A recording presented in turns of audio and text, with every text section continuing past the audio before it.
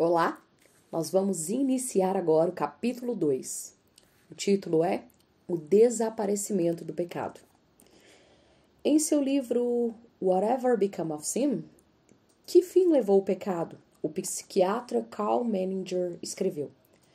Até mesmo a palavra pecado parece ter sumido de entre nós, costumava ser orgulhosa. Era uma palavra forte, sinistra e muito séria. Mas a palavra saiu de cena, quase desapareceu. A palavra juntamente com o conceito. Por quê? Ninguém mais peca? Alguém ainda acredita em pecado?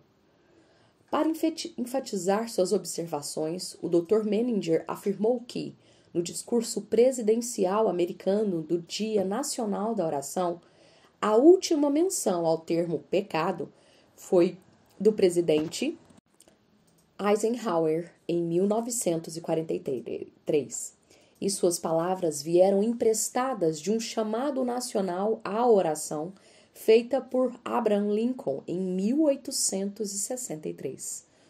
Portanto, como o Dr. Menninger comentou, oficialmente, como nação, deixamos de pecar há uns 20 anos, agora mais ou menos mais de 50. Carl Menninger não é, de jeito nenhum, o único a pensar assim. Peter Barnes escreveu em um artigo intitulado What? Me? A sinner? Como? Eu? Pecador? Na Inglaterra do século XX, C.S. Lewis explicou: a barreira que mais encontro é a falta quase total de algum senso de pecado em meus ouvintes. Em 2001, D.A. Carson, estudioso do Novo Testamento, afirmou que o aspecto mais frustrante de pregar o Evangelho em universidades é o fato de, no geral, os alunos não terem noção do pecado. Eles sabem pecar muito bem, mas não conhecem a natureza do pecado. Essas afirmações simplesmente confirmam o que parece óbvio a muitos observadores. A noção geral de pecado quase desapareceu da sociedade. Infelizmente, o conceito de pecado também tem desaparecido de muitas igrejas. Marsha Winton, socióloga, analisou 47 gravações de mensagens sobre o filho pródigo, Lucas 15, 11 e 32, pregadas por pastores batistas e presbiterianos. Em seu livro All is Forgiven, Tudo está perdoado, Winton escreve: como o conceito de pecado é tratado nas mensagens analisadas, não deveria nos surpreender o fato de muitos pastores terem dificuldade em falar sobre o pecado. Como vemos nesses exemplos, uma investigação mais detalhada dos sermões mostra como o conceito de pecado tem sido trabalhado para não ferir o politicamente correto da sociedade. Embora algumas imagens tradicionais de pecado sejam conservadas nesses sermões, a linguagem quase sempre poupa os ouvintes de seu impacto, pois usa uma variedade de artifícios retóricos para abrandá-lo. É deste modo que Marsha Winton conclui assim o capítulo sobre o modo de os pastores tratarem o pecado.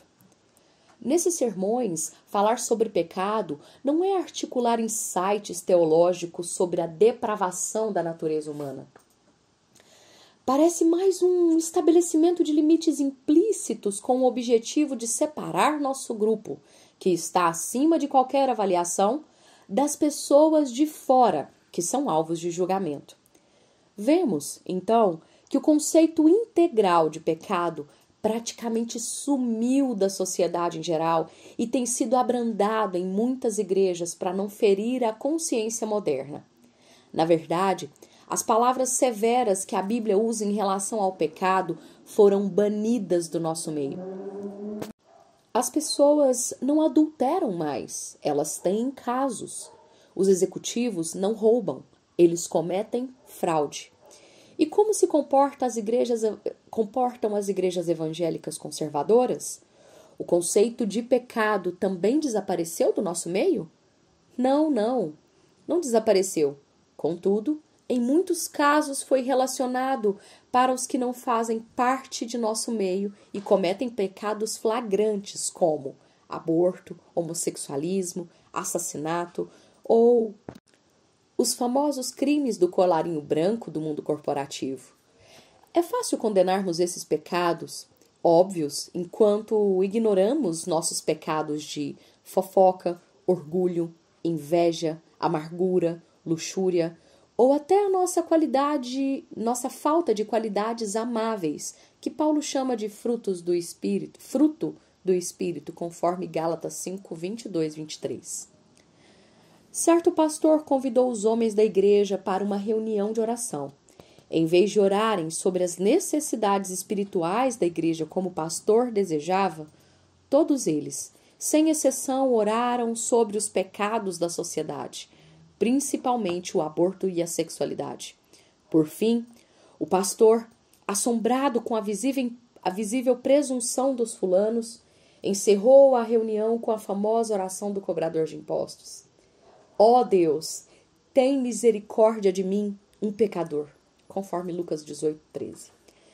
A atitude daqueles homens em relação ao pecado é prevalecente demais nos círculos evangélicos conservadores. Claro que essa é uma observação bem generalizada e existem muitas boas exceções por aí. Entretanto, parece que não nos preocupamos mais com os pecados da sociedade. Parece que nos preocupamos mais com os pecados da sociedade do que com os pecados dos santos. Na verdade, muitas vezes nos esbaldamos nos pecados que chamo de intocáveis ou até aceitáveis, sem termos qualquer noção de pecado. A fofoca e as palavras infidelidade sobre um irmão ou irmã em Cristo fluem de nossos lábios sem que tenhamos a mínima concepção de pecado.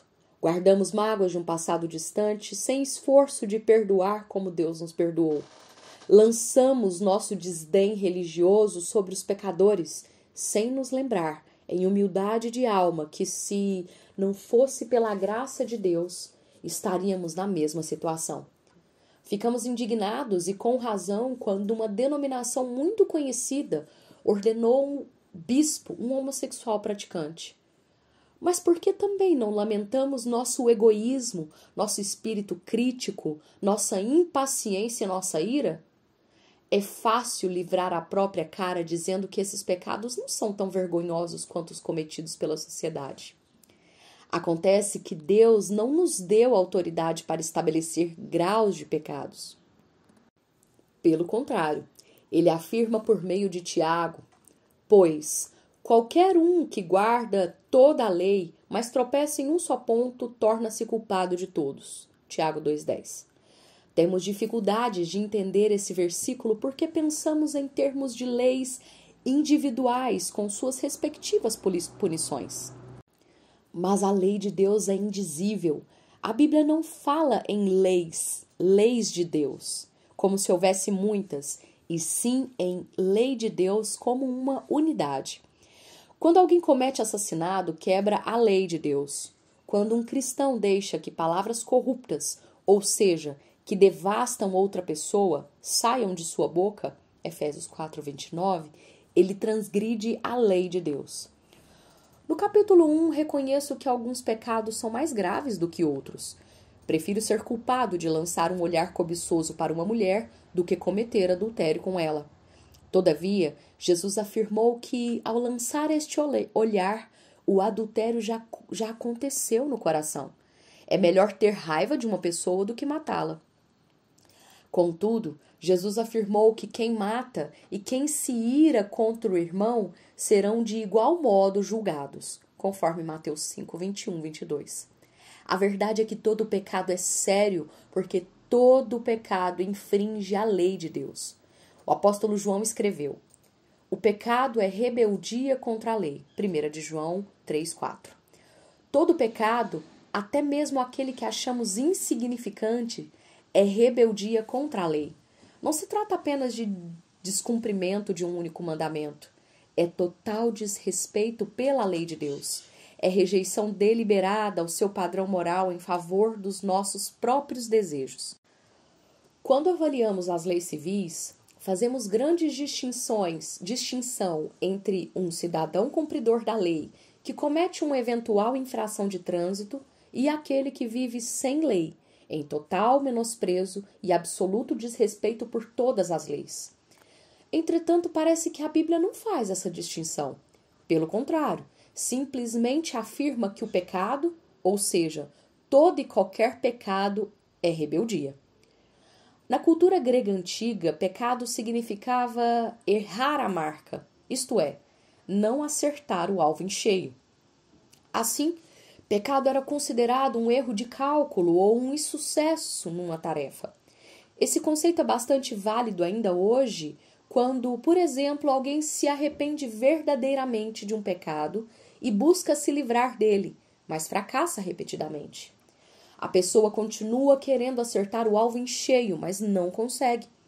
Os pecados normalmente não resultam de fracassos em nossas tarefas, mas de um anseio interior de satisfazermos nossos desejos. Como disse Tiago, cada um é tentado quando atraído e seduzido por seu próprio desejo. Tiago 1,14. Fofocamos ou cobiçamos por causa do prazer pecaminoso que isso nos dá. Na hora, a sedução daquele prazer momentâneo é mais forte do que o desejo de agradar a Deus. Pecado é pecado, mesmo os que classifico de pecados aceitáveis pelos santos. Aqueles que toleramos em nossa vida são graves aos olhos de Deus. O orgulho religioso, as atitudes críticas, os mexericos, a impaciência e a ira e até mesmo a ansiedade, Filipenses 4,6, tudo isso é coisa séria aos olhos de Deus. Ao enfatizar a necessidade de buscarmos a justificação unicamente por meio da fé em Cristo, o apóstolo Paulo cita o Antigo Testamento. Maldito todo aquele que não permanece na prática de todas as coisas escritas no livro da lei. Gálatas 3:10. Esse é um padrão de obediência bastante exigente. Ao enfatizar a necessidade de buscarmos a justificação unicamente por meio da fé em Cristo, o apóstolo Paulo cita o Antigo Testamento. Maldito todo aquele que não permanece na prática de todas as coisas escritas no livro da lei. Gálatas 3:10. Esse é um padrão de obediência bastante exigente. Em termos acadêmicos, significa que 99 no exame final é nota de reprovação. Significa que uma vírgula fora do lugar no trabalho escrito rende uma nota 0. Felizmente, Paulo nos garante que Cristo nos resgatou, a todos os que confiam nele como Redentor, da maldição da lei, tornando-se maldição em nosso favor. Gálatas 3:13. No entanto, permanece o fato de que os pecados aparentemente insignificantes que toleramos em nossa vida merecem sim a condenação de Deus. Concordo com a ideia de que o pecado parece ter sumido do nosso meio, por ter sido abrandado em muitas de nossas igrejas para não ofender os presentes. E digo com tristeza, o conceito de pecado entre muitos cristãos conservadores foi praticamente redefinido para abranger apenas os pecados obviamente nojentos da sociedade. O resultado, então, é que para muitos cristãos moralmente corretos, a noção de pecado individual basicamente desapareceu de suas consciências. Contudo, não desapareceu da vista de Deus. Pelo contrário, todo pecado, tanto os chamados pecados intocáveis dos santos, que quase sempre toleramos, quanto os pecados asquerosos da sociedade, que somos rápidos em condenar, são transgressões à lei de Deus e irrepreensíveis aos olhos dele. Ambos merecem a condenação de Deus. Se essa parece ser uma afirmação muito severa e uma acusação que abrange todos os cristãos, apresso-me a dizer que há muitas pessoas fiéis e humildes que são maravilhosas exceções. Na realidade, o paradoxo é que os cristãos que mais produzem o fruto do Espírito são aqueles que estão muito mais cientes desses famosos pecados aceitáveis em suas vidas e que sofrem no íntimo por causa deles. Existe ainda um batalhão de gente que critica com ferocidade os pecados repulsivos dos outros e, contudo, parece orgulhosamente esquecido de seus próprios pecados. Muitos de nós ficam entre um grupo e outro. Mas a questão é que todo pecado, não importa se temos ou não consciência dele, é asqueroso aos olhos de Deus e merece seu castigo. Admito que pintei um retrato bastante sombrio, tanto da sociedade em geral, quanto de nossa comunidade evangélica conservadora. Mas Deus não nos abandonou. Ele continua sendo o Pai Celeste dos cristãos verdadeiros e continua trabalhando entre nós e chamando-nos ao arrependimento e renovação. Parte do seu chamado é para que enxerguemos os pecados que toleramos em nossas vidas e, então, vivenciemos o arrependimento e a renovação que precisamos tanto. Oro para que Deus se agrade em usar este livro como um recurso para este fim. No próximo capítulo, então, cavaremos mais fundo na sujeira de nossos pecados intocáveis. E assim nós concluímos o capítulo 2. E nós precisamos pedir ao Senhor que Deus traga à nossa consciência o peso de fato e o significado que a palavra pecado tem. E que o Espírito Santo nos ajude a enxergar na nossa vida esses pecados intocáveis, esses pecados sutis, nos traga a consciência de onde nós temos pecado e temos caído no engano de que isso não é um pecado, porque, na verdade, isso fere a lei de Deus. Que o Senhor nos ajude